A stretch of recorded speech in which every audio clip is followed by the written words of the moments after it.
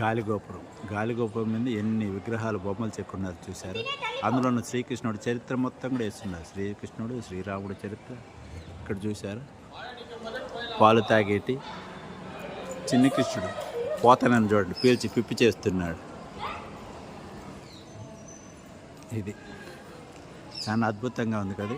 వచ్చిన వాళ్ళు ఒకటే చూడకండి, ఈ ఆలయంలో ఏమేమి ఉందో ప్రత్యేకత అవన్నీ గమనించండి. ఆలయంలో ముఖద్వారం చూసారా,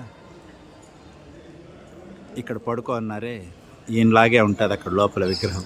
ఆయన ముందర దేవుడు దేవేర్లు కంచు విగ్రహాలు ఉంటాయి, వెనకల మాత్రం ఆ మాదిరిగా రాతితో పడుకున్న రంగనాథ స్వామి ఉంటారు. అన్నీ అద్భుతంగా ఉంటాయి ఇక్కడ.